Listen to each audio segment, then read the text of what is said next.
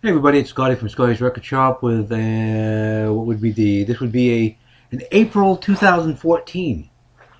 Um, Vinyl finds is quite a stack here. I'm going to try to blow through the majority of this, but I thank you for your patience. I also thank you for subscribing to the channel. Well over 300 people have, and I'm really not about numbers, but I'll tell you, I do appreciate it. By the way, my birthday is coming up in June. Let's see if I can get 500 subs. Just saying. That would be really cool, though. Okay, so let's go through this. This is quite a little pile, and with a few of these, there is a story. Like I go figure with me, right? But some of these I'll just blow through really quickly. Okay. Temptations Anthology. This is a fantastic triple album covering the first 10 years of their career or so. Fantastic stuff on Motown. Some Paul Simon. Actually, other than Rhythm of the Saints, it's the only. He just finishes my Paul Simon stuff. I've never seen Rhythm of the Saints on vinyl in the wild, and I don't want to pay a lot for it because I'm cheap. But if I ever see it, then that'll be added. But other than that, I'm pretty good with my Paul Simon and Simon and Garfunkel. But it's mid-70s live album. I've always dug this album as well. In great shape. And Graceland, which, believe it or not, I'd never had on vinyl. I had the CD, but never had the vinyl, so I'm really kind of excited about this. I think I'm totally out of this. Okay, I'm good enough, I guess. Whatever. It's all about the vinyl, right? It isn't about how pretty I am. Anyway, does have a little bit of a story. I have a half-speed master of this on Columbia that came out, that actually bought around 1982. Sounds great. But my other copy, which is an original pressing on Apple, was just in horrid condition. Somebody gave it to me and it was just really, really bad. Well, while I was at the Record Connection yesterday, I was like, Bob, do you have a nice, decent copy of Band on the Run, original pressing? He comes back with this. Can you say mint? With, I'm not going to pull it out, but with the poster and everything. This is immaculate. I just about died. And he charged me $4 for this. In mint shape. I just was like, wow. Here's another one that kind of blew my mind. I've got like a lot of early Bruce Springsteen. I'm kind of weird about Bruce Springsteen. I'm a fan, but I'm not. I don't know how to explain it, but it is what it is. But like, whenever I see the live box set from 85 or 84, whenever this came out, 85, it's really either quite expensive or the box is maimed. You know what I mean? 25 years old, you know what I mean? Well, how's that, boys and girls? The box, the poster, everything about it was mint. $5. Thank you very much. Speaking of, this is another one that I see in the wild, and it's usually either stupidly priced or really in bad shape. And this album just needs to be in really, really, really good shape because it's so mellow, so quiet. And that's Nebraska. This is a mint copy. Really in nice shape. Really happy to see that. I love these. This, just the way that the thing was cut. The raspberries. I love the raspberries anyway, but it's good. Cut like a container of raspberries, isn't it? And, of course, what pops out of the top of the container of the raspberries is the Raspberries LP. Really, really cool. This is side 3, I believe this one is. While we're at it, another Raspberries LP, their second album, Fresh Raspberries. A pretty good album. The only one that I don't have is the fourth one, the last one, Starting Over. What do we got here? Oh, this is cool. Band Renaissance, 1974. And I was looking for and still trying to find Ashes Are Burning, the album that came out in 73. But Renaissance was such a cool band. Especially their early mid 70s stuff. Really, really cool. A rock album that everybody should have. What do I need to say about this? Montrose, first LP. In really nice shape. Had it on CD, didn't have it on vinyl. Okay, this stuff is really cool. Skynyrd, y'all.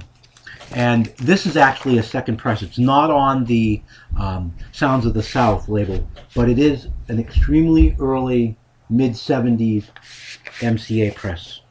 Really, really happy to see that as well. And at a really incredibly good price. Bob really gave me, a great deal. Nothing fancy. This is an original press, same label as pronounced Lynyrd Skynyrd. That rainbow, that dark rainbow. The way that it was originally issued. With the original inner sleeve in great shape. And the second album, this is on actually, originally it was on Sounds of the South. This is actually, as you can see, can you see? Yeah, you can see. That's on the like mid to late 70s MCA label. Still a good pressing though. I'm not a big fan of the 80s pressings. I've been shying away from those when it's collecting. I've had a few Skynyrd stuff and it's like, okay, what do we got here? Oh yeah. Somebody made a comment once in the VC about all I ever see, and I think it was on the Facebook channel, is all I've ever seen is best ofs by the Guess Who. Did they ever put out any real LPs? Well, I'm here to tell you, no actually, they did. But obviously, one Guess Who best of. This is an original press gatefold best of, and best of Volume 2. I already have Share the Land. I have American Woman, but here's some more. Again, like, you know, like $2 each. There's all of these are early mid 70s Guess Who LPs, original press. Really nice. Missing the live album and some of the earlier stuff. I have a copy of Shaking All Over, but I think it's like a Pickwick pressing. There you go. Guess Who. This one, I passed this up 2 or 3 times. Last few times I was there, it's like, I'm getting it this time. Genesis Live. Seconds Out. This is a great record. Even though it's, I don't believe this is 77, so this is post Peter Gabriel, but I mean, this is still just really young. And another Byrds album, because I really love the Byrds. Rest of these were like 50 cents. I mean, they're really dirt cheap. A comp of Jerry Lee Lewis. The only thing that I know there's going to be a drawback about this is the fact that it's in stereo, and I don't think any of these things were originally recorded in stereo, so it's going to be this weird separation thing. And this is on Sun too, by the way. It's a 70s pressing. It's got a great disclaimer on the back: guaranteed not to break, not to wear out, you know, not to warp. It's a nice little guarantee. You can't really see it, but right there it is. This really, really cool little guarantee. There it is. It's not supposed to wear out or anything. Ooh. Okay. Chuck Mangione LP. I love Chuck Mangione. Double LP. I don't think I have this one. It was like $1 and it was in great shape. So I got a bunch of Chuck Mangione, like 6 or 7 albums. The Rascals' Greatest Hits. Stereo pressing. Cool thing about this one is the label. You guys will know this Atlantic label right here. Cool Atlantic label from you know, mid to late 60s. Okay, all right. I'm showing this in public. I like the guy, Ronnie Millsap.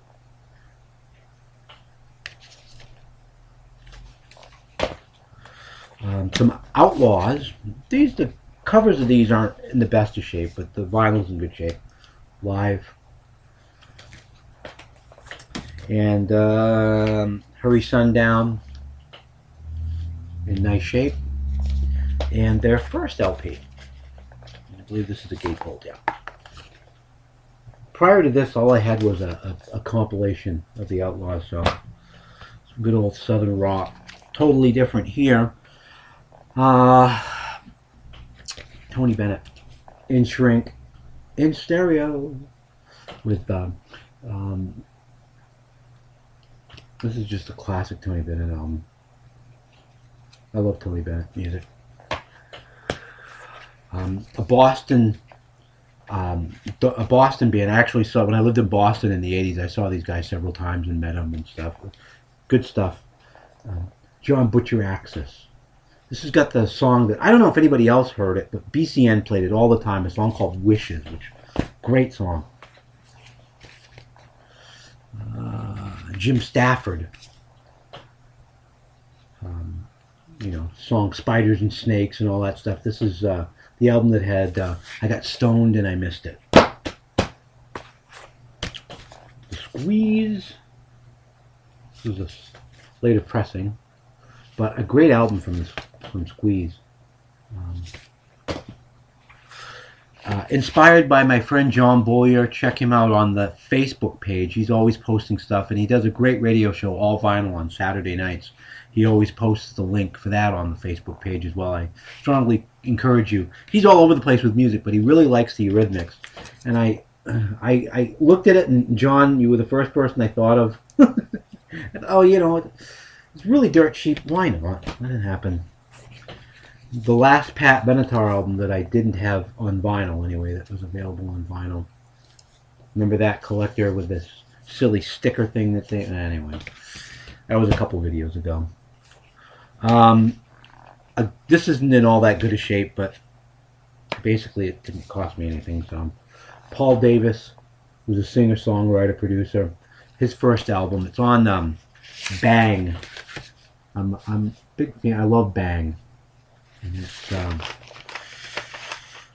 that's that, his first LP. This one was given to me because, well, it's got to be cleaned, and it may or may not play good. With these deep groove vinyl things, sometimes they really play great. So it's a chance I'm going to take. But Sly and the Family Stone's greatest hits. Nothing like a little bit of Sly on vinyl. Okay, I've taken way too much time, but I had quite the pile. So, hey, as always, thank you so much for watching. And until next time, everybody, peace and love.